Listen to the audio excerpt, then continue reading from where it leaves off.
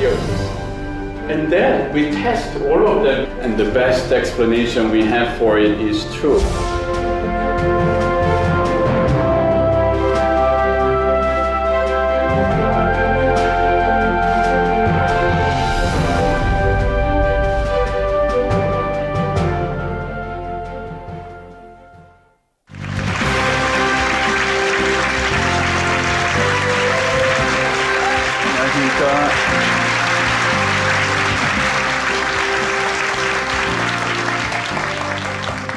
안녕하세요. 여러분들 참 이런 좋은 자리에서 만나 뵙게 돼서 정말 반갑습니다.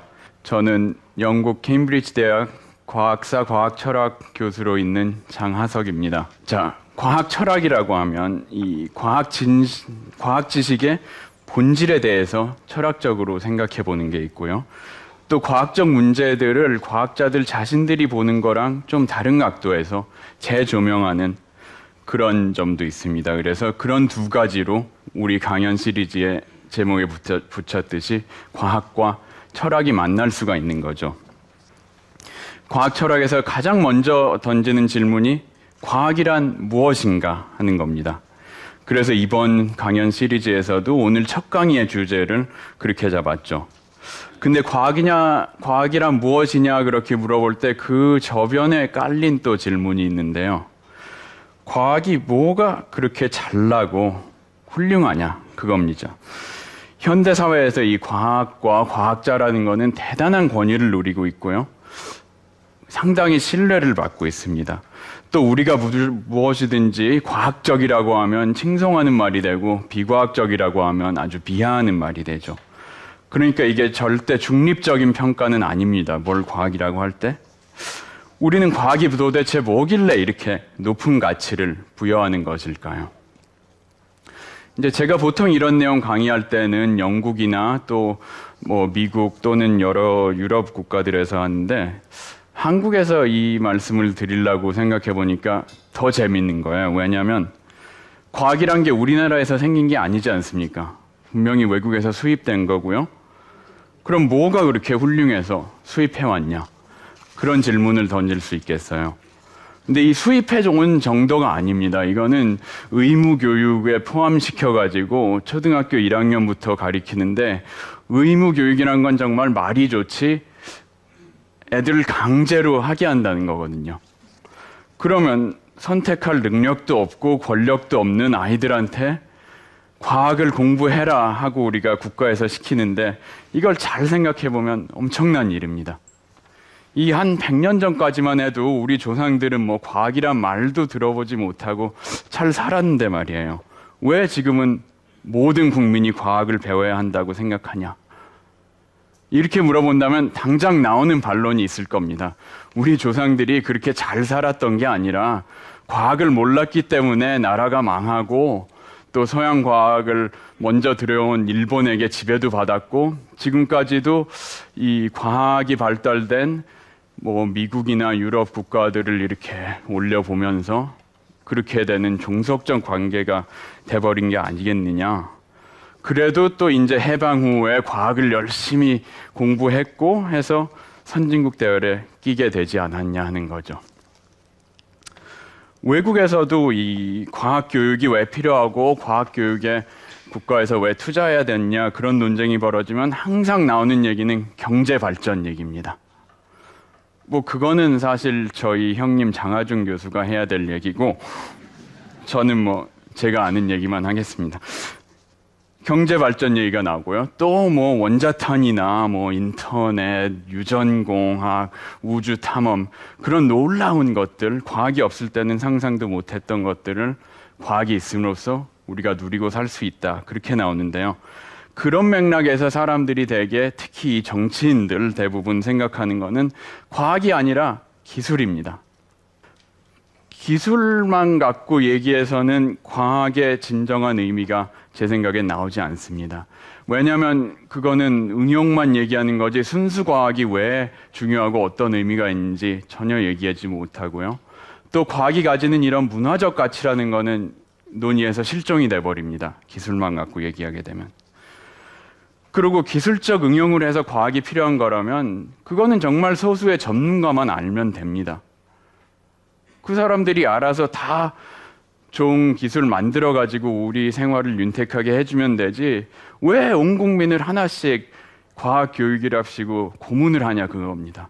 뭐 미적분 같은 거, 유기화학 같은 거 지금 막 악몽이 떠오르는 분들 계실 거예요. 고등학교 때 배우면서 고생하셨죠. 그러면 기술적 응용을 떠나서 생각해 봅시다. 과학이란 그 지식 자체로서 뭐가 그렇게 잘난 걸까? 대개 이제 과학은 우리에게 튼튼하고 기반 있는 확실한 지식을 준다고 생각하죠. 근데 그거는 뭐 또 과학자란 사람들이 다 천재라서 그런 게 아니라 과학은 과학 방법이 있기 때문입니다. 그 방법을 따라가면 뭐 보통 사람도 열심히 하면 성과를 올릴 수 있는 거고요. 그러면 이 과학적 방법이란 게 뭐냐고 물어봐야 되는데 그렇게 물어보면 보통 분들은 말할 것도 없고 과학자들도 명확한 대답을 잘 못 내려줍니다. 그래서 이거 어려운 문제입니다. 사실 과학 철학을 한다는 사람들한테도 당신 과학을 정의해봐 그러면은 당황하거든요. 그걸 같이 잘 여러분과 생각해 보고자 합니다. 철학이란 워낙 생각하는 학문이고요. 저랑 같이 생각해 주세요. 천천히. 과학적인 것만 믿고 사는 게 인생이냐? 과학적이라고 하는 것들하고 비과학적이라고 하는 것들하고 비교를 해봅시다. 자기들이 신봉하는 이론을 가지면 세상의 모든 일을 설명할 수 있다고 했고요. 어떤 걸 믿어야 되는지 이 젊은이 포퍼는 고민에 빠졌던 거예요. 아주 멋지다고 판단한 점이 바로 아인슈타인인데요. 빛 같은 것도 휠 것이다. 근데 문제는 태양 바로 옆에 있는 별을 어떻게 봅니까? 자, 그러면 우리가 보통 생각하는 거는 과학 지식이란 거는 관측이나 실험으로 얻은 사실에 의해서 증명된 거라고 생각하죠. 여기서 이 증명이란 말이 중요한데요. 그게 간단하지가 않습니다. 이 주제는 이제 다음 강의에 자세히 다룰 건데요. 일단 짤막하게 얘기해 볼게요. 우리가 수학에서 어떤 명제를 증명했다고 하면 그거는 영원히 유효한 거죠. 그게 바뀔 리도 없고 폐기되지도 않습니다. 근데 과학이론은 보면 자꾸 바뀐단 말이에요. 한때 확실하다고 막 믿었던 것도 폐기되고 또 새로운 이론이 나오고 그러는데 그러면 그게 바뀐다는 거는 원래부터 증명이 된 게 아니라는 얘기죠. 증명이 됐으면 바뀔 리가 없는데. 그렇게 얘기를 하면 이제 그렇게 완벽하게 논리적 증명은 안 돼도 과학적으로 검증했다고 하는 거는 그래도 뭔가 믿을 만하고 좀 다르지 않겠느냐. 그렇게 얘기하고 싶은데 그 다른 점이 뭐냐는 겁니다. 그래서 우리가 통상 과학적이라고 하는 것들하고 비과학적이라고 하는 것들하고 비교를 해봅시다. 예를 들어서 비과학적의 후보, 미신이 있습니다. 근데 뭐 우리나라 돌아다니다 보면 많습니다. 철학원, 동양 철학. 그래서 아마 잘 모르는 외국 사람이 와서 보면 이 문화의 수준이 높은 나라라고 이렇게 오해할 수도 있겠는데요. 저희 아버지 어머니도 점쟁이한테 잘 가십니다. 근데 저희 부모님이 무식한 분들이라 그런 게 아니라 정말 저희 어머니도 그 옛날에 연대 영문과 나오셨고 아버지는 정말 우리 김포공항도 없던 시절에 여의도에서 비행기 타고 공무원 하시는 동안 뽑혀서 이제 미국 연수 가셨습니다. 하버드 법대에서 1년 동안 공부하고 오셨는데 그거는 제가 집안 자랑을 하려고 드리는 말씀이 아니라 우리 아버지 어머니는 정말 현대적 교육을 받으신 분들이라 그겁니다. 근데 점쟁이한테 가신단 말이에요. 저는 정말 어려서부터 과학을 사랑했고요. 초등학교 1학년 때부터도 너 커서 뭐 될래 하면 저는 과학자라 그랬거든요. 남들은 뭐 정치가, 뭐 장군, 사업가 그런데 저는 꼭 과학자가 된다 그랬어요. 그래서 어려서부터도 집에서 점쟁이한테 가는 게 좀 불만이었어요. 이해도 안 되고. 그래서 왜 그런 걸 하시냐고 여쭤봤습니다. 그러면은 아버지 어머니가 하시는 말씀이 물론 엉터리 점쟁이는 믿을 수 없지만 잘 보는 사람은 신기하게 맞추는 게 있다. 그 능력이 있다. 그러면 저는 그런 신통력이라는 걸 믿는 거는 비과학적이다. 그러고 주장을 했는데 그러면 아버지 어머니께서는 네가 어떻게 아냐? 그런 사람이 능력이 있을 수도 있지. 그리고 또 과학적인 것만 믿고 사는 게 인생이냐? 그렇게 반론을 하셨단 말이에요. 그리고 또 아버지께서는 이런 말씀하셨습니다. 그게 통계적인 걸 수도 있다. 예를 들어서 이 관상이나 손금이나 사주 보는 그 아주 옛날 중국 사람들이었겠죠. 옛날 사람들이 자료를 모으지 않았겠느냐. 이게 이렇게 생긴 사람은 저렇게 살고 그렇게 해서 통계적으로 냈다고 보면 아주 엉터리도 아니다. 그 말씀 듣고 보니까 일리가 있더라고요. 그렇다고 해서 제가 점쟁이한테 가겠다고 설득을 당한 건 아닌데 이게 왜 비과학적이고 좋지 않다고 제가 느끼고 있는지는 석연치가 않았어요. 그래서 그냥 포기했습니다. 생각해 보니까 그렇게 알지 못하면서도 과학 철학 교육을 받으면서 자랐던 게 아닌가 그렇게 생각되네요. 아마 미래에는 우리도 미신 믿는 사람은 없어질 거라고 봅니다. 그 반면 전혀 없어질 기미가 없는 게 있는데요. 종교입니다. 과학과 종교의 관계를 정말 제대로 얘기하자면 너무 길고 심오해지지만 대강 생각해 봅시다. 과학과 종교가 공통적으로 하는 역할은 뭘까요? 인간에게 어떤 세계관을 부여해 준다는 거죠. 이 우주가 어떻게 생겨났고 어떤 원리에 의해서 움직이고 또 그 속에 인간의 위치는 어떤 건가? 그런 심오한 진리들을 다루면서 이제 이 얘기가 서로 다를 경우에는 종교와 과학은 부딪히기도 하고 서로 막 죽이고 싸우기도 합니다. 종교끼리도. 이 유명한 갈릴레오의 예 아시죠? 이 지동설과 천동설이 싸울 때 교회에서 이 지지하는 천동설을 반대하고 지동설을 주장했다가 이제 교황청에 불려가서 한참 혼이 나고 그 다음에 자기는 이제 더 이상 지동설 얘기 안 하겠다 하고 연금을 당했고 갈릴레오보다 또 더 당한 사람은 여기 이제 로마에 가면 동상이 있는데요. 지로다노 브루노입니다. 이 브루노는 지동설을 포기 안 했을 뿐 아니라 또 다른 이 이단적인 견해도 갖고 있고 그걸 포기 안 해서 정말 화형을 당했습니다. 그 화형 당한 자리에 이제 이 동상을 세워준 건데요. 그렇게 서로 싸우는 얘기를 보면 과학과 종교가 그럼 서로 다른 내용의 주장을 하는 거 아니냐. 그 차이밖에 없지 않냐. 그렇게 생각할 수 있는데 여기서 많은 과학 철학자들은 역시 중요한 건 내용의 차이가 아니라 방법의 차이라는 거죠. 그렇게 얘기한 중에 이 대표적인 인물이 포퍼입니다. 칼 포퍼.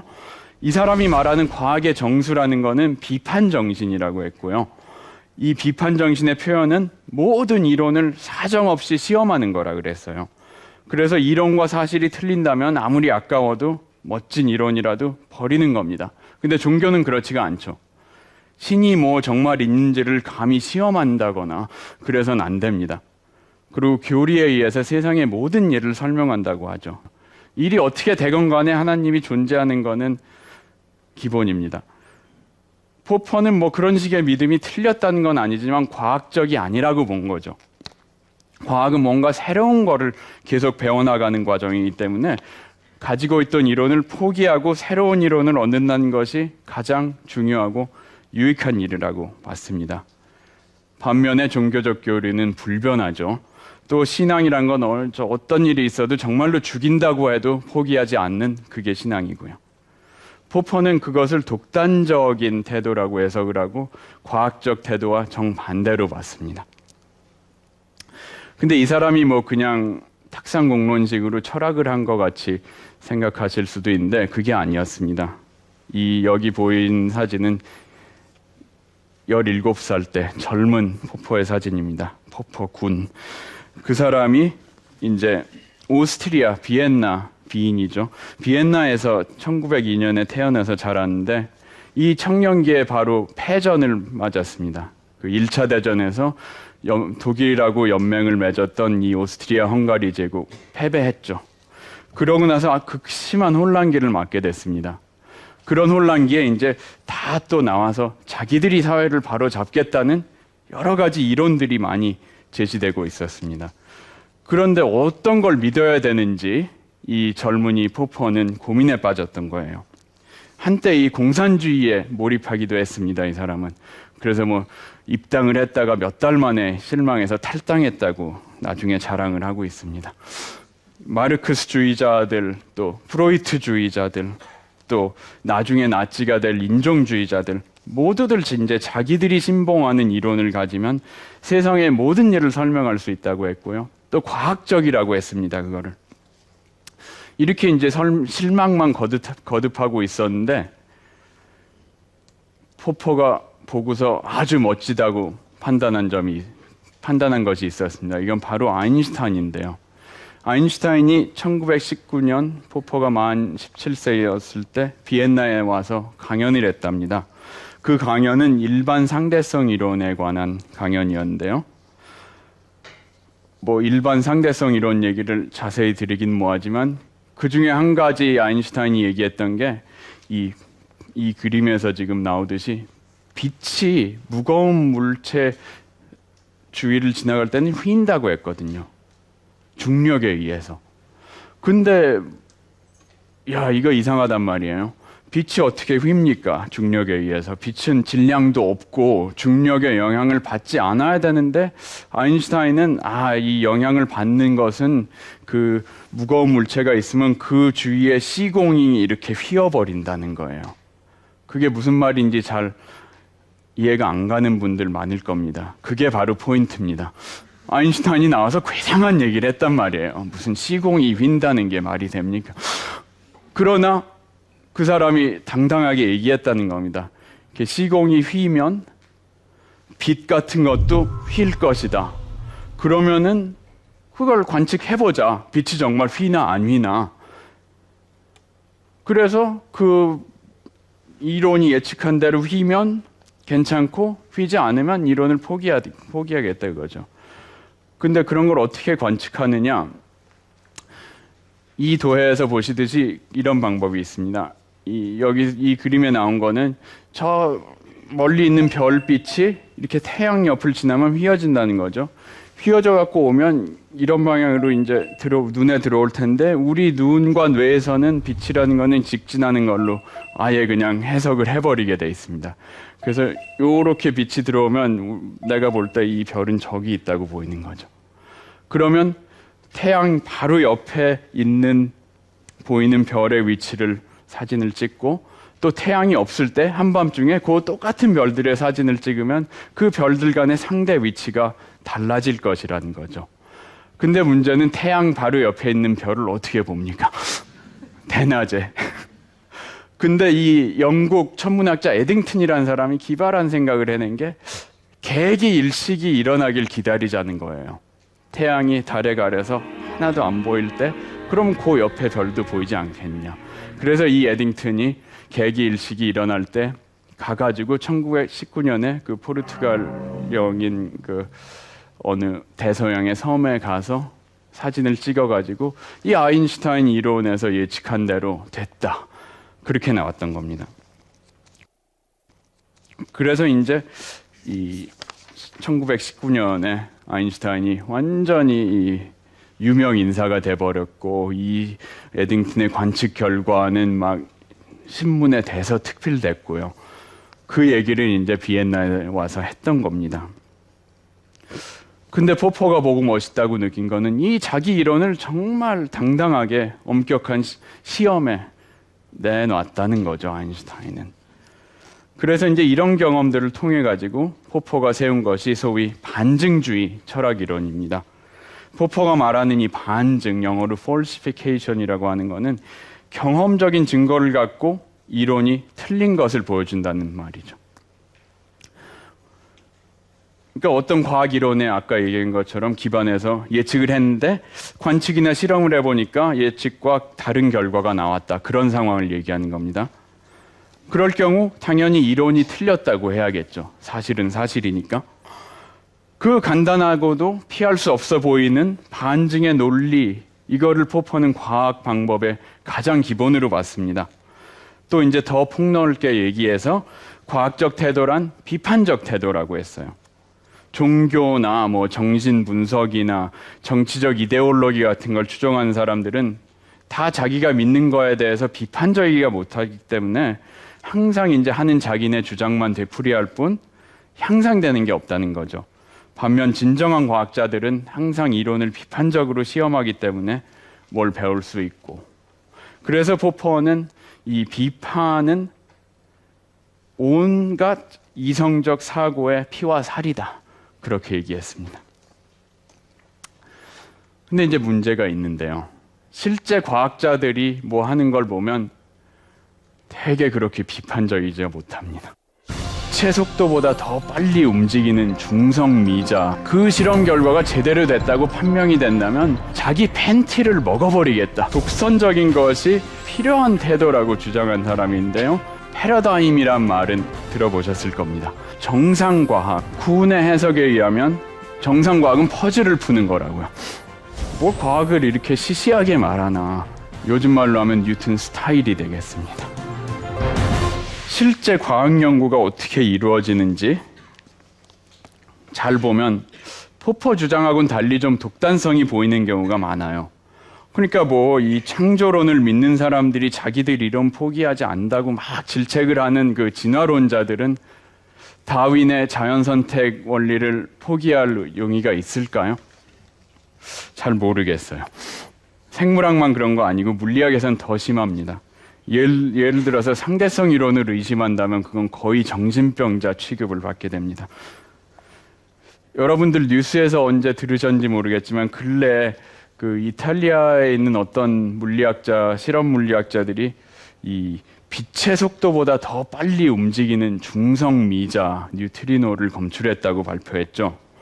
근데 어떤 물체도 광속을 넘어설 수 없다는 게 이 상대성 이론의 중요한 원칙이기 때문에 물리학자들 대부분은 이 뭐 실험이 잘못됐을 것이다, 그렇게 이제 추측을 했습니다.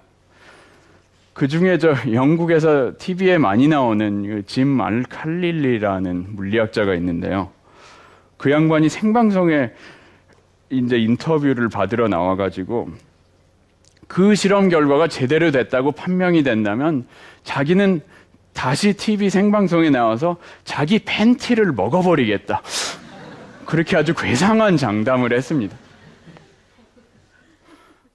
근데 이런 식으로 독선적인 것이 과학자의 전형적인 모습이고 또 과학에서 필요한 태도라고 주장한 사람인데요. 바로 포퍼보다도 더 유명한 토마스 쿠hn입니다. 여러분 쿠hn이 누군지 모르시더라도 이 사람이 퍼뜨려 놓은 패러다임이란 말은 들어보셨을 겁니다. 이 말은 이 쿠hn 선생이 1962년에 출간했던 과학혁명의 구조에서 나왔는데요. 근데 이제 약간 좀 쿠hn이 잘못한 거는 이 패러다임이란 말을 두 가지 의미로 다 썼습니다. 그러니까 처음에 그 규범이 되는 그 본보기, 그것도 패러다임이라고 했고, 그거를 따라가다가 생긴 그 전통도 패러다임이라고 했고, 그래서 이제 많은 혼란이 일어났고 자기도 나중에 그걸 잘못했다고 인정했어요. 아무튼 그렇게 이해하고 들으셔야 됩니다. 이렇게 해서 어떤 전통이 생기면 과학자들이 이제 거기 충실히 따라갑니다. 기초적인 뭐 논의 같은 건 다 접어두고 그 다음에 이제 자기들 학문 특이한 방식으로 세부적인 문제를 이제 깊이 파고 들어가는 거죠. 그렇게 해서야 이제 난해하고 정밀한 전문적 지식을 쌓는다고 쿠hn은 주장했습니다. 이런 식으로 이루어지는 과학 활동을 정상과학이라고 했는데요. Normal Science라고 영어로 했습니다. 여기 예를 한 가지 들어드리겠습니다. 유명한 뉴턴이죠. 뉴턴 역학이란 무엇일까요? 뉴턴 역학이라는 거는 처음에 이 아이작 뉴턴이 너무나 훌륭한 성과를 하나 올렸습니다. 뭐냐면 이 천체 역학인데요. 우리 태양계에서 모든 행성이 움직이고 그런 거를 엄청나게 정밀하고 엄청나게 수학적으로 잘 짜인 틀로 완전히 풀어낸 거죠. 그러니까 뉴턴이 처음에 뭐 운동의 제1, 2, 3법칙을 세웠고 그 중에 가장 중요한 이 법칙하고 또 그 중력 법칙, 그 두 개를 합치면 모든 것이 다 태양계 속의 운동이 설명되고, 그러면서 사람들이 이야 대단하다, 그럼 우리도 뉴턴식으로 과학을 해보자, 그렇게 된 겁니다. 그래서 이제 뉴턴식으로 제가 표현한 게 뉴턴의 파라다임이란 얘기죠. 요즘 말로 하면 뉴턴 스타일이 되겠습니다. 그래서 너도 나도 오빠 뉴턴 스타일, 오빠도 뉴턴 스타일. 그래갖고 이제 다 그렇게 모이면서 과학 커뮤니티가 형성이 된다는 거죠. 군의 얘기는. 그래서 이 사람들이 과학을 하는 식을 보면 뉴턴을 따라합니다. 다 모든 물질이나 물체를 이렇게 점점이 돼 있는 질량으로 분석을 해가지고 그 다음에 미분 방정식을 세워서 그걸 풀어 나가고 또 왜 중력이란 게 정말 어떻게 해서 이 물건들이 서로 끌어들이는 걸까? 그런 질문은 하지 말자. 그런 아주 재미있는 스타일을 세워가지고 많은 성공을 해서 정말 훌륭한 과학의 전통이 됐습니다.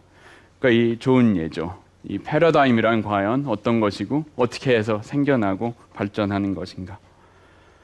이 뉴턴이 말하는 정상적인 과학 연구의 목적은 패러다임을 비판하는 게 아닙니다. 비판 대신 이 패러다임이 주는 틀 안에서 새로운 것을 밝혀내는 거죠. 쿤이 말한 게 한 가지 있습니다. 정상과학은 퍼즐을 푸는 거라고요. 패러다임이 대강 줄기는 잡아줍니다. 그 다음에 뭔가 일이 이렇게 좀 잘못되면 그걸 풀어내야 됩니다. 그걸 해결하는 것이 정상과학자의 임무입니다. 이 쿤이 이런 예를 많이 보면서 과학 연구의 대부분은 그냥 뒤처리하는 작업이라고. 또 좀 더 긍정적으로 볼 때 패러다임이 처음에 들어올 때는 아주 멋지게 해놓은 일이 몇 개 있지만 다 한 건 아니죠.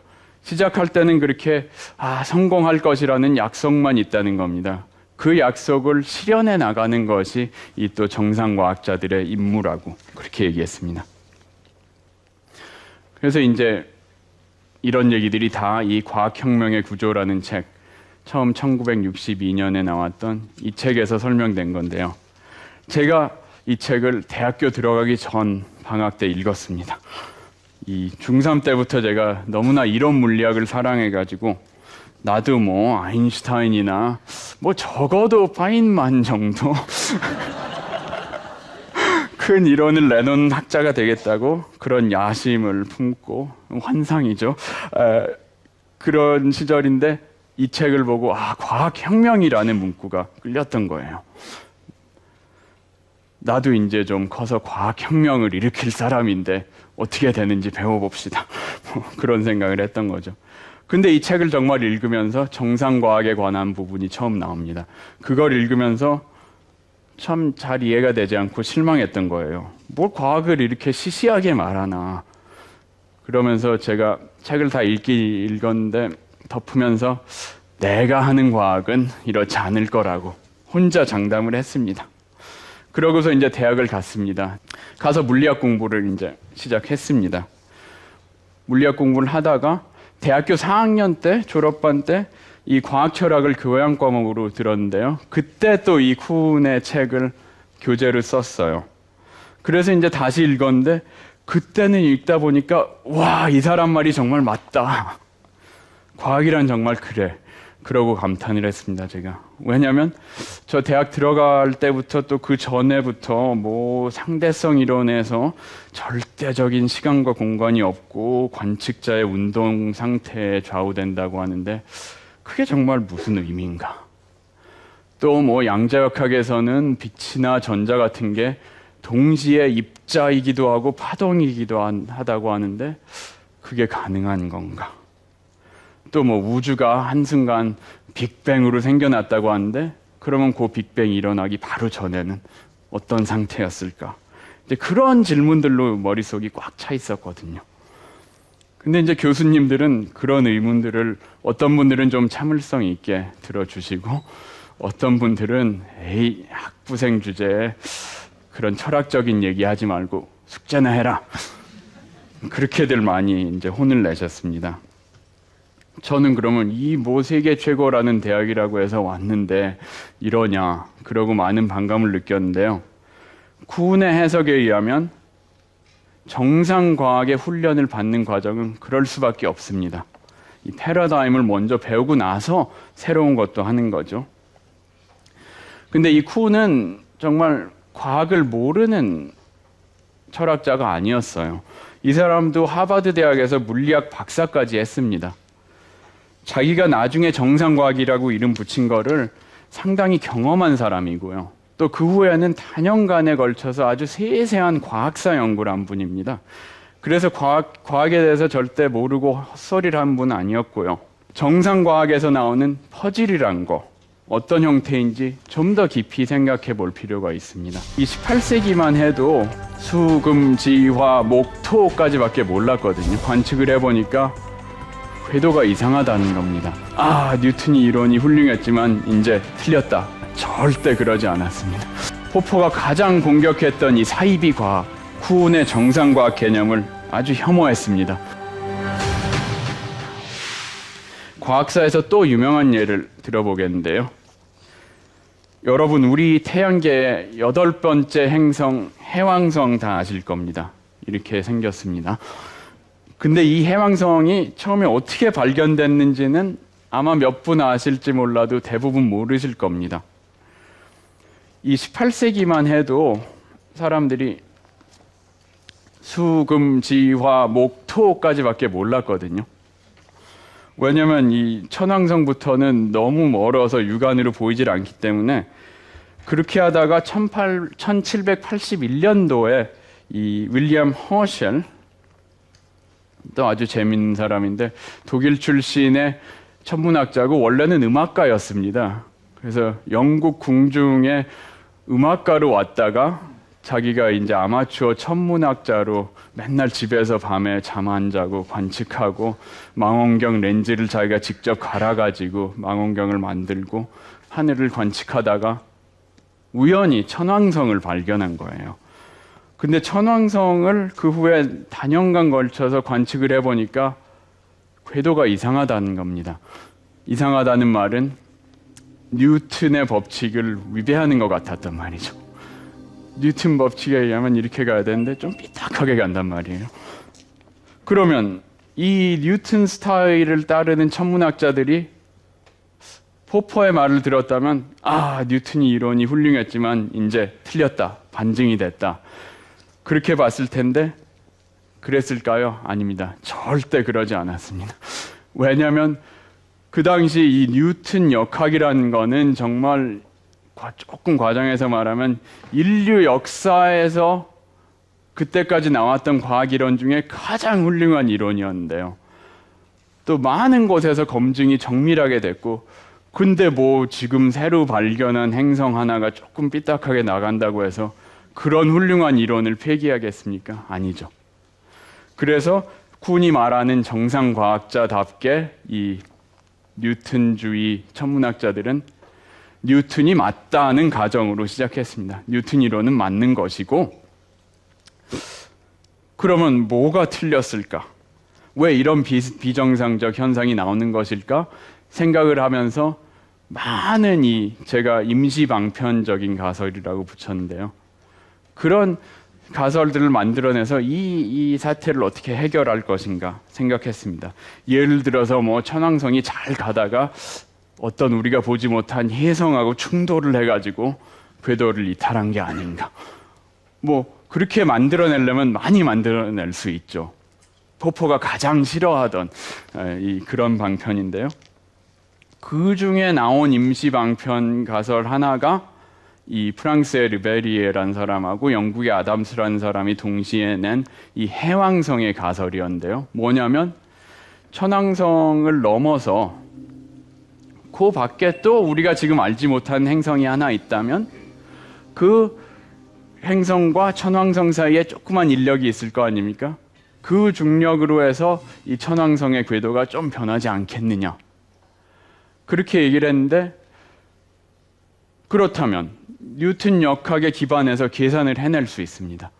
이 천왕성의 궤도가 이만큼 이탈되려면 요 해왕성은 얼마나 질량이 돼야 되고 또 어떤 궤도로 움직이는지. 그래서 그걸 뉴턴 역학에 기반해서 계산해낸 거예요. 그래서 예측을 했습니다. 내일 저녁 8시 가서 바로 저 위치를 망원경으로 보시오. 그러면 어떤 이 행성이 보일 것입니다. 그래갖고 관측을 했더니 정말 보였다는 거죠. 그래서 1840년대에 가서 이 독일의 갈레라는 사람이 이 레베리어와 아담스가 예측한 대로 망원경을 딱 봐서 해왕성을 발견해냈습니다. 이게 정말 멋진 일화죠. 이게 멋지다는 의미는 뭐냐면 뉴턴 역학이 실패한 것처럼 보였던 사건을 과학자들이 끈질기게 연구를 해가지고 이 뉴턴 역학의 승리로 돌려놓은 거죠. 이 사람들이 그걸 쉽게 포기했으면 망했을 겁니다. 망했다는 건 뭐냐면 첫째, 이 훌륭한 이론까지 없애버리고 또 이 해왕성도 발견 못하지 않았을 것이냐. 그래서 덧없이 훌륭한 이론만 잃어버리고 발견 기회도 놓쳤을 겁니다.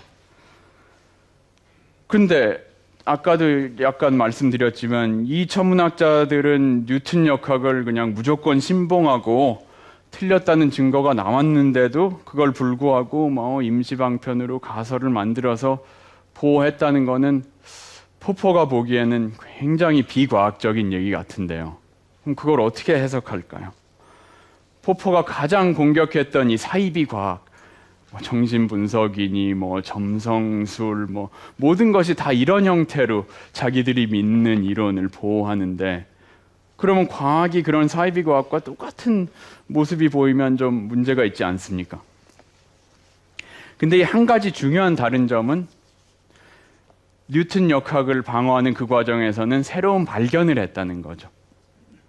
해왕성의 존재는 설사 그 해왕성의 아이디어 자체는 임시방편적으로 시작했지만 그 존재가 확인된 거는 관측을 통해서 한 거니까 이 임시방편으로 했던 가설이 우리의 지식을 늘릴 수 있는 기회를 만들어준 것뿐입니다.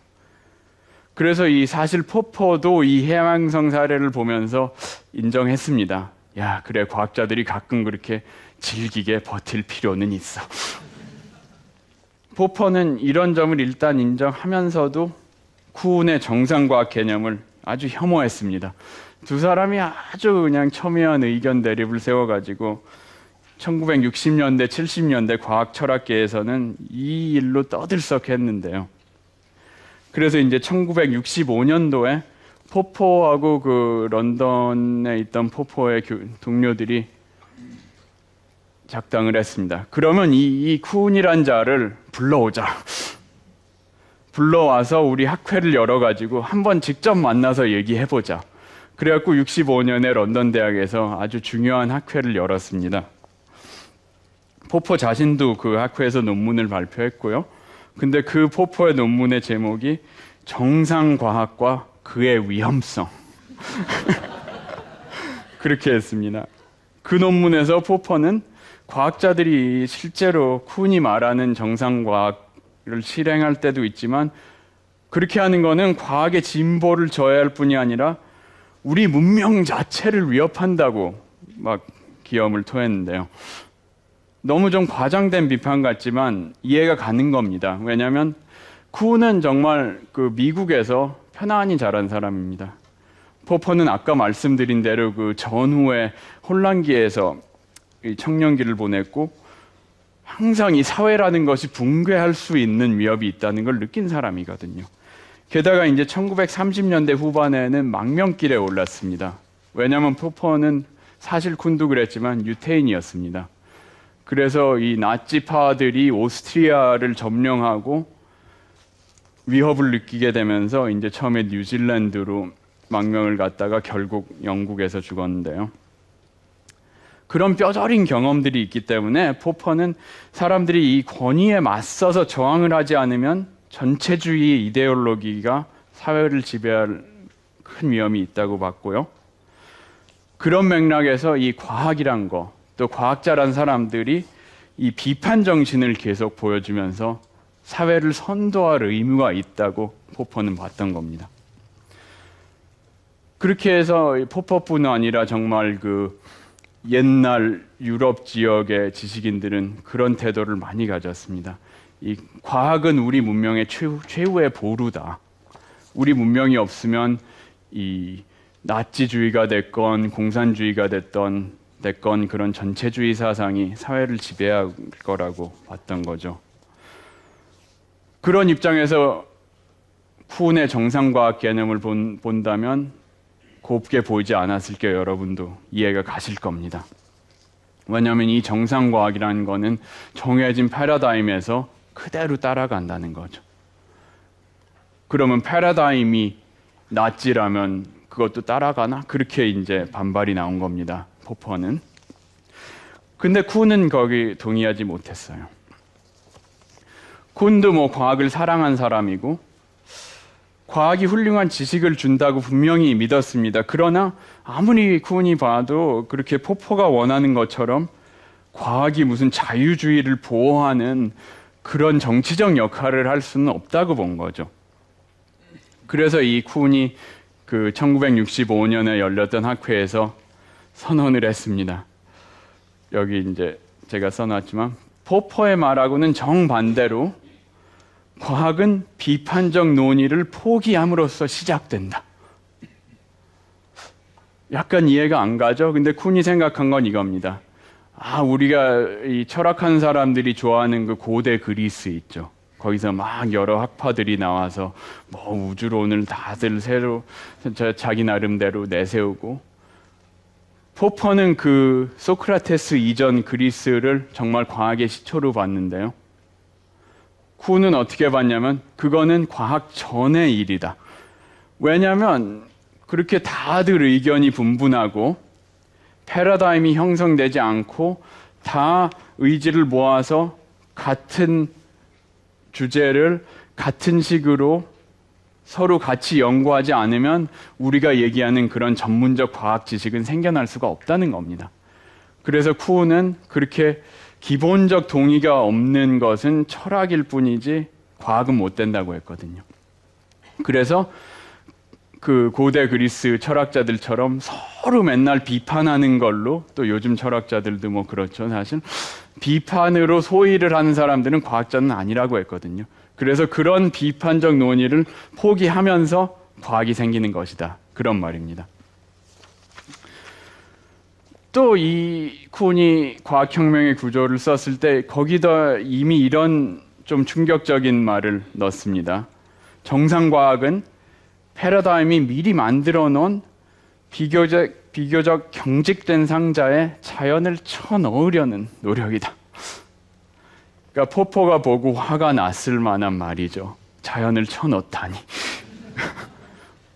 자연이 보여주는 대로 따라가고 우리 이론 다 포기하고 그런 태도를 얘기하는 포퍼인데, 쿤은 아닙니다. 우리 패러다임에서 먼저 딱 틀을 마련하고 자연을 어떻게 하면 그 틀에 더 집어넣을 수 있는가를 연구하는 것이 정상과학이라는 거죠.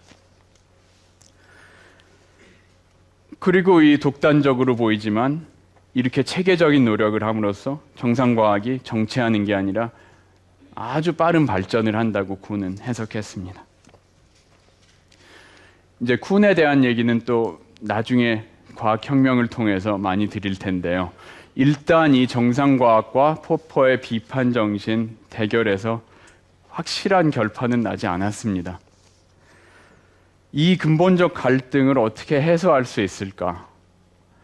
제가 보기엔 두 사람 이론이 다 의미가 있거든요, 충분히. 그래서 하나도 버릴 수는 없고, 이 갈등을 어떻게 해소할 것인가, 그거는 이 마지막 제 12강에 가서 말씀드리겠습니다. 그러나 아직 과학의 본질에 대해서 좀 더 기본적인 논의를 해볼 것들이 많이 남아있는데요. 그래서 이 다음 시간에는 이 아까 처음에 말씀드렸던 과학 지식을 증명할 수 있나, 그것을 잡아서 이 다음 시간에는 좀 자세히 말씀드리도록 하고 이만 인사드리겠습니다. 감사합니다.